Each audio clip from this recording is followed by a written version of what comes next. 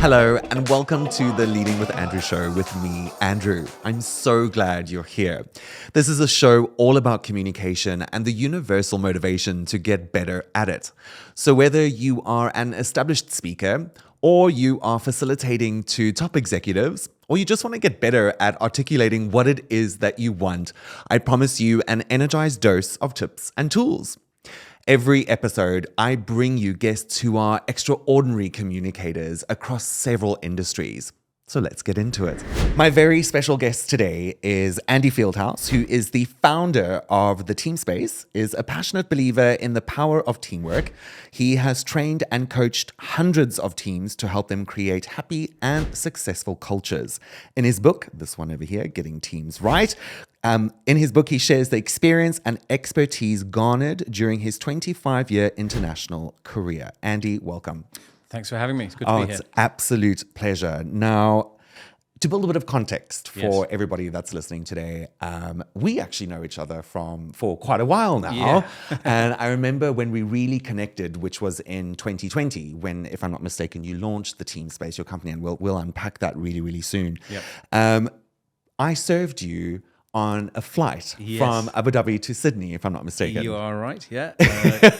And you remembered that really, really well. I did, well, of course I did. It was my first Christmas with my, not quite fiance, my girlfriend at the time. And it was Christmas Eve. And as we crossed into Christmas Day, you brought out the Christmas lunch with chocolates and everything else. And I always remember that. Oh, so, that's amazing. Yeah. I actually remember that Sydney flight really well. Now, you've got a lot going on. Okay, you've got the Team Space, you're a dad, you're a husband, you're coaching teams, you've got your own company. How are you balancing all of this that's going on? I think I don't know, I just do it, right? I don't consciously plan to kind of balance it. You just do. I think the business, I have a commercial background. I've been involved in businesses for a long time. So when I decided to set up the business, I looked at it with a business plan and a model. Would it work commercially as well as meeting my kind of passion for what I do? And I thought, yeah, absolutely, I can see this all fitting in. It's a risk. I had to ask my wife to kind of back me, and she said, "Okay, we'll give it a go." But you just do, and we're lucky that my wife and I both have kind of flexible business lives, and we can do school pickups and things like that. We just make it work. Just make it work. Yeah. I love that. You said something there where it's a bit risky. And we were chatting just before we hit record about when you actually started the Team Space, which is your company that you've got now. And you started it in January 2020. And then that little thing sort of kicked in about January, February. How did you handle going through COVID and starting a business in January 2020? So the great sense of irony that I started a business whose entire model was based upon people being in a room together in the only year in human history that the whole world said you can't do that. Are you in the Guinness World Book of Records probably, yet? Yeah. Well, I do hold a Guinness World Record title. No way. I do, but that's another story. Okay. You'll have to get me on that one. Okay. No, so basically, I'd been working with teams for about 10, 12 years. I set up my business. I'm going to coach teams being in a room. And the pandemic came along and said, no, you can't. And people started going, oh, we've got to pivot and flip and virtual and all this kind of stuff. And in my experience of being in the room with teams, and when you're working with teams and seeing how they interact and communicate with each other, you miss so much nuance and subtlety, and the little movement or a change in atmosphere that you don't get online. And also the conversation that you have in the coaching room. A friend of my mum's actually, during COVID, when everyone was doing Zooms and family Zooms and everything else, she said, you know what I really miss about working, or not working, but talking, on Zoom, is interruption and the ability to interrupt people, because you just got to take it in turns. Whereas in a conversation where you're flicking around the room, you don't get that. So I said, okay, I was just starting out, I was just finding clients, and I didn't think I could persuade people to start a relationship with a coach online at the time. So I said, you know what? My job here is to make sure the family are okay, going back to spinning the plates and as a dad and everything else. I said to my wife, you keep your job, because hers was under jeopardy as well, and you focus on that. I'll look after the kids. I'll do the homeschooling, cooking, cleaning, and everything else, and just I'll park the business idea until we can get going again. And so that was several months until, luckily enough, she kept her job, kept us going. And then we just slowly opened up as the world reopened. And what I did do during lockdown was just network and meet people online and go to networking rooms and use LinkedIn and everything else to build potential client relationships for when things did open up. And so I almost had a head start when I restarted the business because I had a lot of kind of contacts. I met you as part of that networking effort, or re-met you as it were. So so that's really how I kind of got through that. I just waited. And you said something there that I absolutely love. And somebody who I used to work with, Stella, you met Stella at one of the events that we did. Yep. And we'll get into that a little bit later. But she always calls it social cues. And you said now, what you miss is that organic interruption in conversation with people, and you don't have that on Zoom, and it's almost creates awkwardness when it's online, when you're interrupting somebody. How do you recommend communicating through that awkward when somebody goes, "Oh, can I?" and then that person's talking over, and you're going, "Oh, well, this is a bit awkward." Yeah, and this is I did a lot of talking around this, and how do we manage a team relationship virtually, and it's here to stay. Being in the region here in the UAE, we're a hub for a lot of businesses. There are sort of EMEA teams, Middle East, Africa, whatever, and they're based all over the place. They're going to have to operate virtually. They can't afford to fly the whole time. Part of it is around conscious agreement around how to do it and what's okay and what's not okay. What are the rules around virtual communication? Just the simple stuff, cameras on, timing, respecting, like here, I've got a friend who works here in the region. And when we were on Friday, Saturday weekends, they kept asking him to do a call on a Friday because in America, that was business time. And so he kept working on a weekend and that was not good for him, but couldn't say anything. So those kind of rules. But then even down to the habits and practices of interruption and taking it in turns and respecting each other's voice and time and opinion, and noticing the equality of conversational turn taking. I mean, that's kind of in the room as well as online, but just noticing are people being given the space to be able to speak and share what they want to share? And also, what are they saying? And are you marginalizing or shutting down the dissenting voice? Because marginalizing and shutting down the dissenting voice. Oh, wow. Because we don't like to hear contrary voices. If it's different or contradictory, we tend to want to close it down. Okay. And so we might, just ignore or not give space to that voice. Can you give me, I love this. Can you give me an example of something where somebody's shutting someone down in a meeting or something that's contradictory? Well, sometimes it comes deliberate and sometimes it's accidental. And I can't think of it. It could be anything. Like I was coaching yesterday, and there was a team, and you as a coach, you're trained to notice who is talking, and it's not. So there were a few more vocal people in the room, just talking about the stuff that they were talking about, and so I notice it as a coach, and so I'm careful not to trigger things or point a finger of blame and say, why aren't you saying you keep talking, you shut up, you speak up. But I might sort of notice and say, I'm just hearing from why don't we hear from some different voices? Or that's brilliant, because from a facilitator, somebody who trains frequently, you're encouraged to pull from as many people in the room as possible in order for them to contribute to a session, right? And what a lot of trainers or facilitators, and I would imagine new coaches as well sometimes, is they will focus on the people that they'll focus on somebody that's really either giving too much or too little, and they'll tend to go into that person and they'll point it out and they'll highlight it. But what you just said now, I think, is like a definite takeaway already, is why don't we hear from some other people in the room? And so you're not blaming, you're not pointing, and you're creating in that moment something safe where people are like, okay, he wants to hear from other people. He hasn't pointed at me yet, but it could potentially come if I don't use this opportunity to speak up now. It's an invitation, and it's. I want to go back. Yes, to that, my word, absolutely. That question. I don't want to lose the question about what do you do if you hear things, or if you're noticing dissent, or people having contradictory ideas. But But yes, you're right. It is as a coach. I know, I'm trained to do it, and I remember doing the training. And there's an exercise we do around two people, and you sit here as the coach, and the two people sit next to each other, looking at you. And it's about alignment, and you do it when there's a high point of friction and something going on between them. They're having difficulty getting over, and it's causing a lot of argument, and they're kind of at each other. And so it's all about how you sit and where you physically sit them. So they sit side by side and not facing each other in a kind of confrontational way. So you make them sit facing you. Oh, wow. And you do the setup to say, I'd like you to talk to me and not to each other. And you have to be very careful not to be drawn into one person's story. And it can be that maybe you just have a more of an attraction to one person.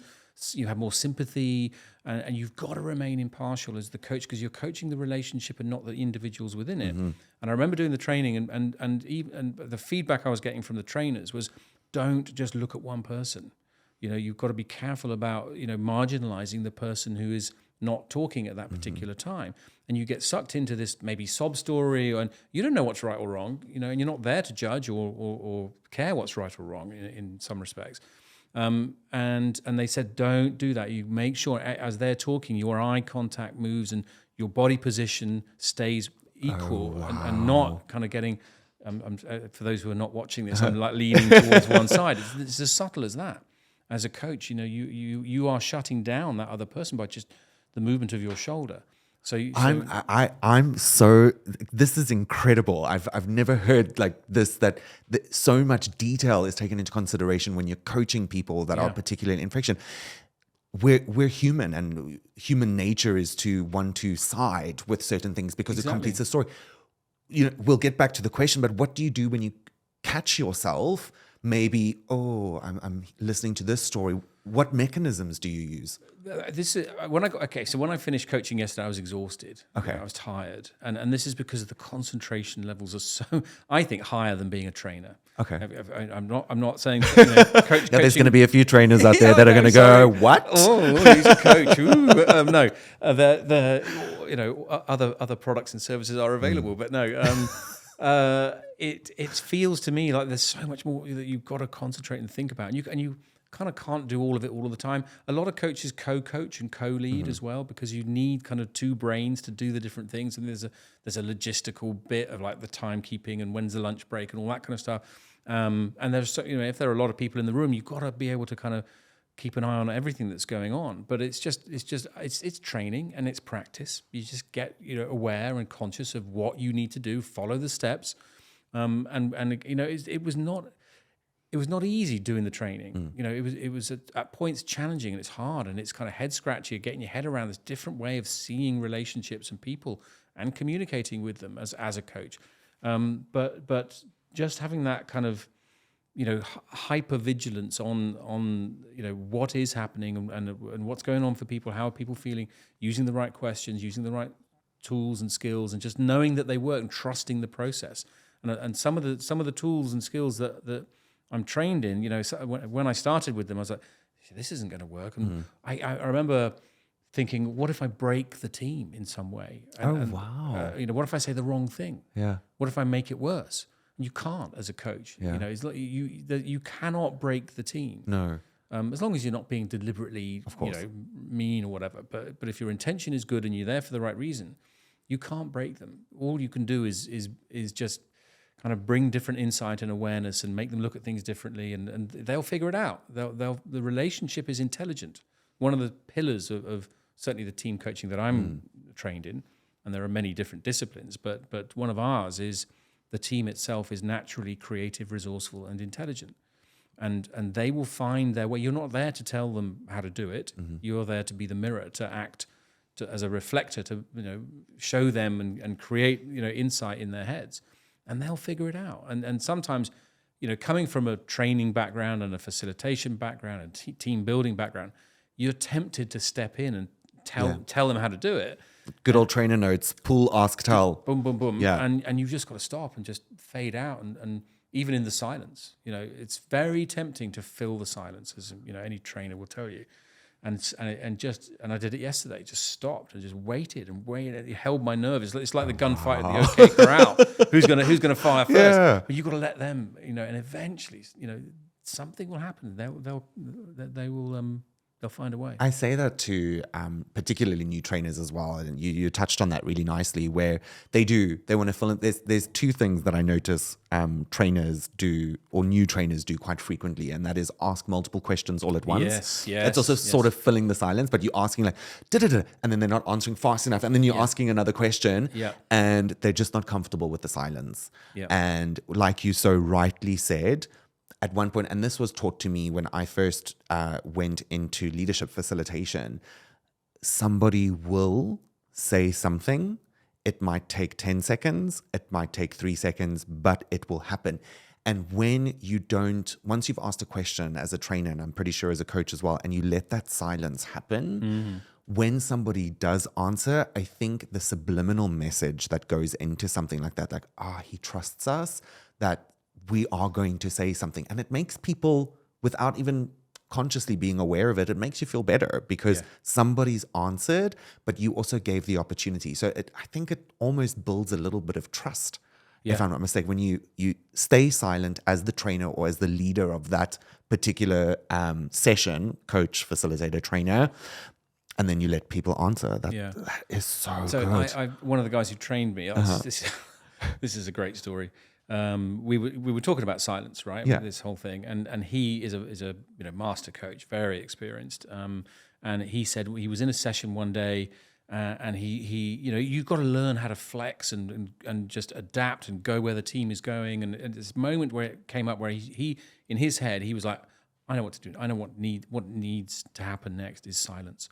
And he said to the team he was coaching, we're going to sit in silence for an hour. Wow. And he called an hour of silence, and they just sat there and they let everything just sink in, whatever was going on. And about 15 minutes in, he backed himself and he go, this feels right. And he's sitting there, and it was right, and it did work. But he sat there and thought to himself, they're paying me this much per hour to do nothing. But it was for them. Brilliant. It was the right call at the right. But it was a whole hour of silence. Wow. As a coaching, when everyone thinks coaching is about talking. Yeah.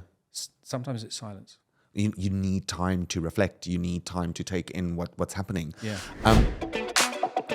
To build even more context, just even from the couple of questions that I've asked you already, why coaching? Why did you realize that this is what I want to do and what I love doing? So sometimes things come to you when you don't know it's the right answer, and then you look back and my gosh, it was the right answer.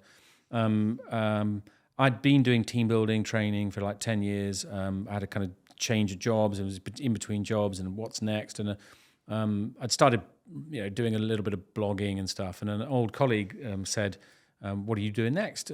She'd worked with me in team building, and I said, "Well, I'm kind of, exploring." And she said, "Have you considered coaching?"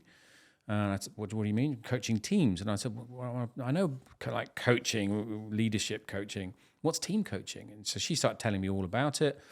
She was a qualified trained coach herself, team relationship coach.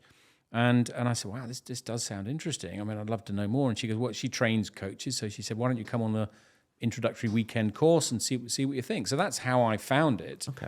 But looking back now, it was like, it was meant to be. It was meant to happen. I'd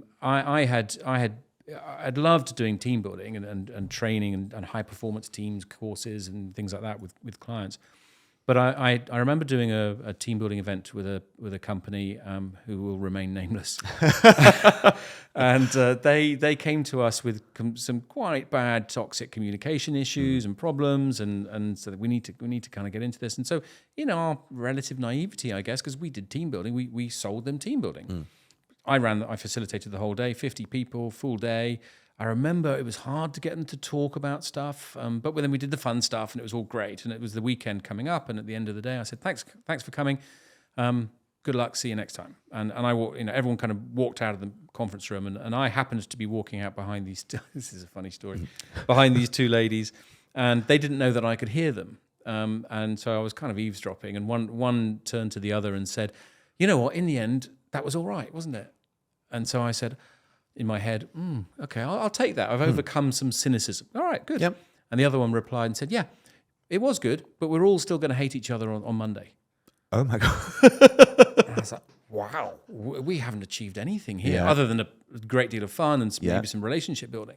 But that's fairly superficial. And I remember kind of, we moved on and I carried on. But it stuck with me because when you want to make change, to make teams and relationships grow and change and achieve a difference of where they are and where they want to be, you've got to really get into the heart of what's going on. And team building is great, used for the right reasons. But what it does is it takes the team out of their reality of their existence. Let's pretend to be painters or whatever and have a great deal of fun, but you're not going to get into what's really happening. And this is what coaching does. It is a real conversation about the realities of their existence, what's actually going on for that team. It addresses the specifics. You can't coach until you've assessed. And you have to do an assessment of the team, where they are, what are the issues. It doesn't have to be that things are bad. It could be we're just ambitious. And I love that. I really want to highlight that. It's not necessarily something... and I think the shift is taking place, particularly with executive coaches, team coaches, where you don't necessarily have to go to a teams coach because something is wrong. No, absolutely not. You said maybe your team is just really ambitious and you've got all this energy. As a leader, a wise decision would be going to a teams coach so that you can harness that energy and probably channel all of that ambition into the right strategy. Yeah, I mean, think of the highest performing teams in the world in the field of sport, right? Manchester United's of the world. They all have coaches coming out of the woodwork because they know that coaching as a discipline, as a way of working, is valuable, and it because the answers come from within the coachee, whether it's the individual or the relationship system, the team. So coach, I call it the ABC of teams. So what are the conditions that need to exist for coaching to be the right solution? The ABC of teams, I call the ambitious teams, right? Things are going well, but we want more, or we've got a big mountain to climb, and we have ambition. B is breakdown, and that happens a lot with relationships. Things are getting sticky, politics, blame culture, toxic communication, lack of clarity, all these different things that hold you back. Can't overcome them ourselves. We need help to get past them. And then the C is teams going through change. And change is inherently uncomfortable and quirky for human beings. Yeah. And we hate it. I hate change. So change of leadership, mergers, acquisitions, change of membership, strategic direction, geography, all these things may benefit from having some kind of coaching look at how to do it, because it is all about, we're in position A and we want to get to B. We want to get to a better place, and we need, we value the assistance or the help to get there. That's brilliant. So that's one thing, is there needs to be a coachable situation to be able to help work with a team. The other is the team itself. The members of the team need to be willing to be coached, and they need to be willing to get into the room and have the conversations that they need to have about what's going on. Now, you can't you've got to expect that they may not want to, and you've got to help get them into the room. That's exactly what I was going to ask. I'm just so excited. I've got so many questions. Okay, sorry. I'll try and... No. This is fantastic. And exactly what I was going to ask is, people must be willing to be coached. How do you see that? How do you get people to agree? And where my mind is going right now is you've got varying levels of leadership throughout any organization, the hierarchical levels.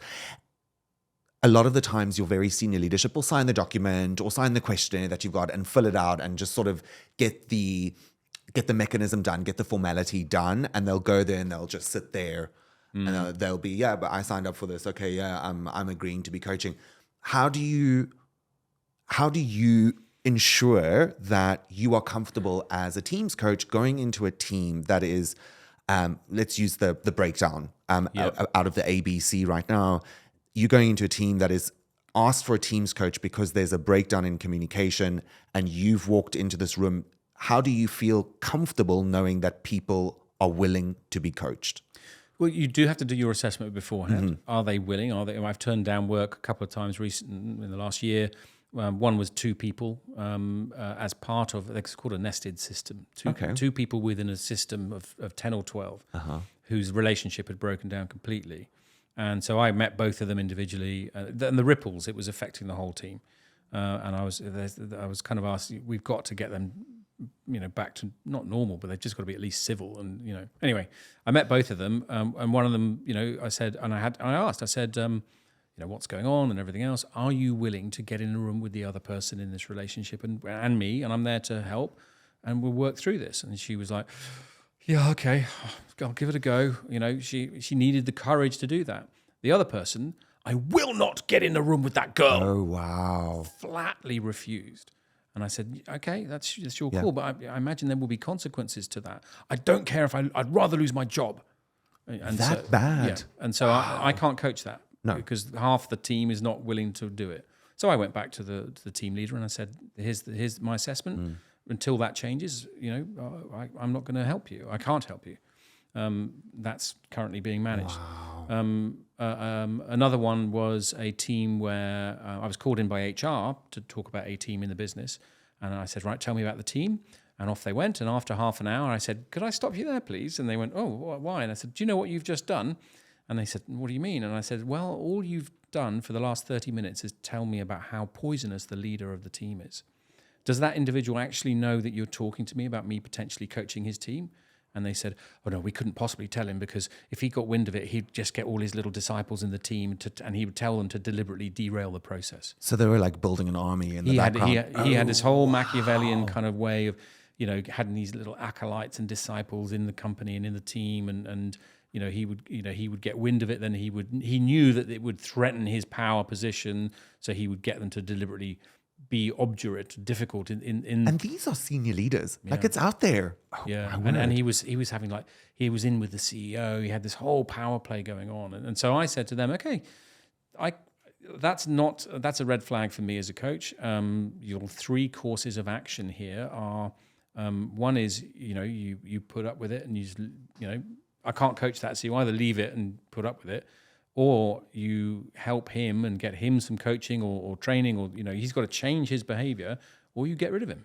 And that's your 3 choices until he's ready to honestly have coaching his team without disrupting it. I'm not going to do it, because I'm ethically bound both by the ICF, the International Coach Federation, and my own personal values to make a difference. And if I can't, I'm not going to take the job.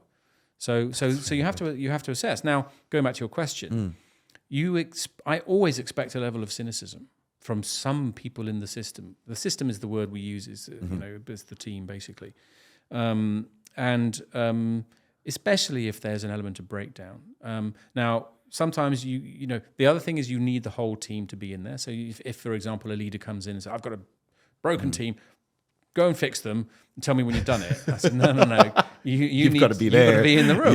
Because you've been an integral part of the team. You need to win, you don't have to win them over, but you have to at least get them willing to be in the room. So as part of the assessment phase, sometimes I recommend meeting with the team. And that serves 2 purposes. One, it gives me an opportunity to see my client, which is the team, and ask for some open questions and see what the voices are saying and get some information. And, now I think we need to work on this. But it also serves as an opportunity to build comfort in them in the coaching process, and me as the coach. So I'll explain, this is what's going to happen. This is what coaching is all about at a team level. This what would be great if you showed up with these kind of intentions, and so on and so on. And so you might, start to win them over before they even get into the room. Okay. But ultimately, they've all got to be in the room, and they've all got to be willing. They don't, like I say, they can sit there at the back and go, I'm not really into this, and that's fine. And again, coaching is a journey. It takes time. If you run a marathon, you don't go once to your running coach. You work with them over a period of time, and that sometimes is necessary. And things, they may not be willing to speak, and you've just got to back off a little bit and just slowly, and maybe after 2, 3, 4 sessions that they're, things are willing to happen. I've got a colleague who coaches in South Africa, and talking about kind of toxic behavior, and he had a situation recently where he was coaching a team. He was 4 or 5 or 6 sessions into the coaching journey when there was a massive blow up between two of the individuals within a larger team who went for each other verbally in the coaching room, and these sort of expressions are not for us to shut down as coaches. This is an expression of what is happening for the team. I have a great phrase that, I say, people ask me, how do you know that what is happening in the room is the right thing? And my answer is because it's happening. Oh, I love that. That's incredible. You've got to go with what shows up. Yeah. And for them, that was the right moment. And it took 6 sessions before they had the comfort to express. And that was simmering. That relationship was there, and boom, it blew up. And Cecil is like me. I'm conflict averse as an individual, right? And so I've had to learn to put my big boy pants and get in the room when conflict happens. Absolutely. You ask my wife, she shouts at me and I run away. and so Cecil's the same. And so he said he had this conscious, like, I've got to be brave here and be the coach. And so he's trying to shut them up, and they're just going at each other. And he had to physically position himself between these two people to just block their eye line to stop them. And you know what they did is, you can't see this if you're not watching on video, but they went like this. They went round him. My word. He still couldn't stop them. It's like they were about to launch at each other. Oh, bang, bang, bang, bang, bang. Oh, wow. Crackling atmosphere. So when that does happen, and again, you train to look out for these things, and people are flooded, right? And we call it, they go into a realm. It's almost like a self-preservation of your own kingdom. Okay. Of you armor up. Yeah, exactly. Yeah. And nothing's going to go in. If you've ever had an argument with someone where you just say they're so angry, nothing's going in. That's the realm. So these two people went into a realm. And so the only thing you can do is call a halt. So he called a stop, and everyone, 30 minutes minimum, because that's how long it takes the body to let the chemicals go. The good old adrenaline and cortisol, fight, flight, flee, flounder. Exactly. And instruct them not to continue outside the room. Don't talk to each other. No one talk about what's just happened. Talk about something else. Go and have a cup of tea. Yeah. And Cecil's left there going, I'm going to have to deal with this, conflict. Oh my goodness me. How am I going to handle this?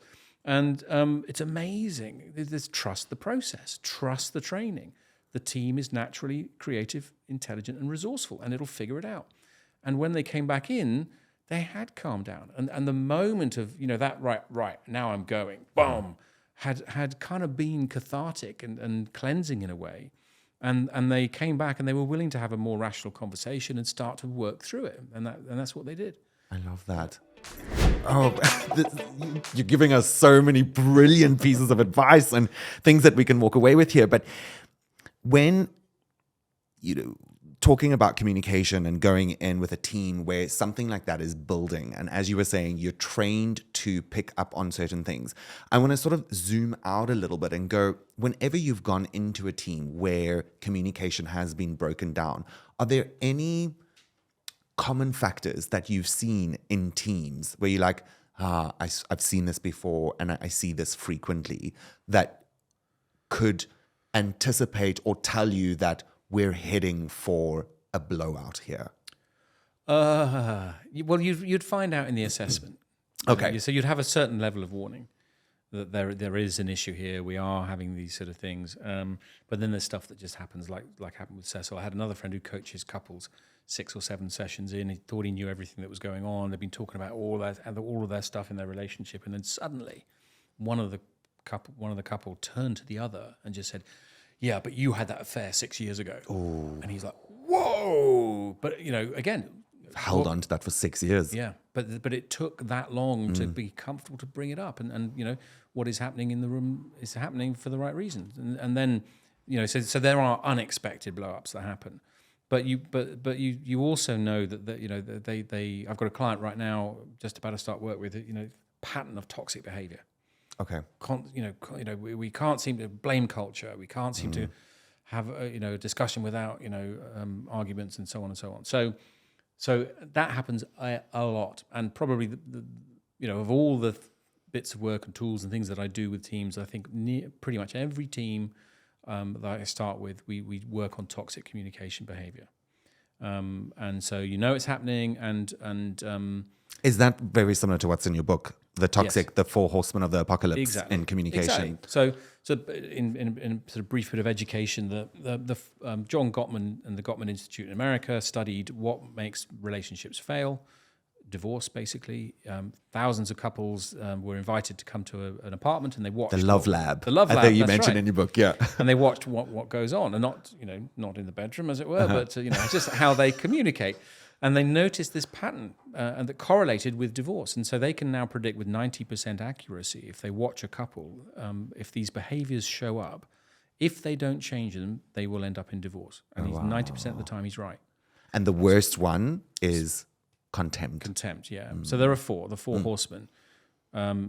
Criticism, contempt, defensiveness, and stonewalling. So criticism's fairly obvious. Yep. Defensiveness. Stonewalling is basically checking out. I'm not going to talk to you. And I'm not having this discussion right now. I'm out. I'm done. Just not having the discussion. And then contempt is contemptual behavior, like hostile gossip, eye rolling, belittling, demeaning, calling people names, really nasty behavior. Wow. And contempt actually bleeds into physical damage. It's physically damaging to be in a contemptual relationship. So even if it's a little bit, this stuff shows up in every relationship. And so if I suspect or I know it's going on, and that's one of the issues that I'm there to work on, I'll bring that to the room. And so if there's a high degree of conflict, it's so triggering that you can't do that work around that. Maybe there's other things you need to do first, but if they're ready to have a rational conversation about what's going on, then you can go there. And there's a tool we use where we place the behaviors on a card on the floor, and we invite the team to understand. So there's an education element first. These are what they are. They happen in relationships generally. Yeah, okay, we get that. Now, this is a good example of how the coaching process works. Let's talk about how it's happening for you. Now, if you are working with a team, there are lots of different, and this goes back to the original question about how do you not marginalize or notice that, when people are shutting others down.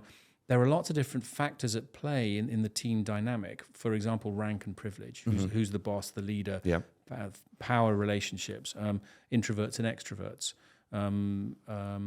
All sorts of different reasons why people may not vocalize what is going on. Fear of judgment, lack of psychological safety, and so on and so on and so on.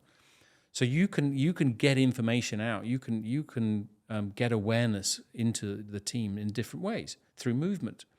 Oh. So you will put the bits of paper on the floor with some tape. The team coach's best friend, masking tape. Masking tape out a grid of 4 quadrants, each behavior 1 per quadrant, and then you invite them to walk around and read the descriptions. And it's kind of like what's called charging the wheel. Okay. You're charging the energy by moving the team around these 4 behaviors. You explain that as you step into each zone, I want you to imagine that each zone is almost perfumed with this behavior. Oh, wow. How would it, because the sense of smell is so powerful. Absolutely. Right? So you walk in and you can see them kind of, the weight in the room can change. The shoulders, and sometimes there's laughter, and sometimes there's silence. And this is what we call edge behavior, because what you're doing as a coach is crossing edges between the primary existence and the desired secondary future, sort of dreaming, ideal, or undesired. Okay, and as they go over these sort of edges, like a Mount Everest, like over the edge kind of thing, you get all sorts of what's called edge behavior. Like I said, it can be silence, laughter, anger, uncomfortable, all sorts. And so you're just watching and seeing what happens, and you're constantly kind of reflecting and say, "Oh, what's happening right now?" Wow. Or, why? Or what's the mood in the room? Oh, whatever. So then they're kind of read.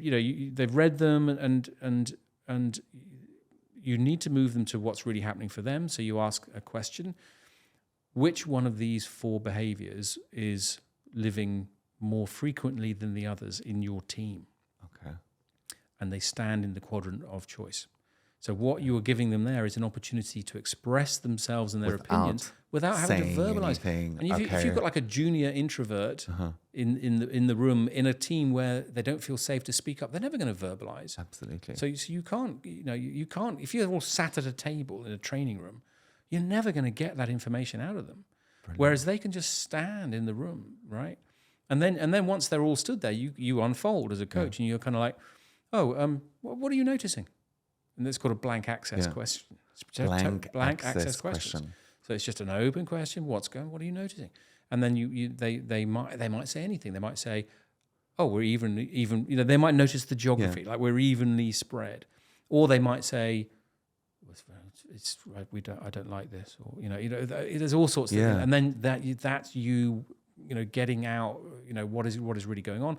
You go into a conversation about when does this show up? What's it like when it shows up? How's it trying to be useful? How is it serving you? A lot of those open-ended questions of the how, whys. Yeah, and you just note, and things happen, and you notice, and you get to a stage where sometimes it's not easy. And you have to, another skill of a coach is normalizing, because you can make them feel like, oh golly, we've got all this stuff going on, aren't we bad? And and say, hey guys, by the way, every relationship in the world has this. Yeah, it's totally normal. You're not alone, and that's the tactic of normalizing. And then then you feel, oh, we're not so bad after all. And then you're moving them towards, what are you going to do about this? Before we get into that, I have to ask you, we have to do a part 2. Okay.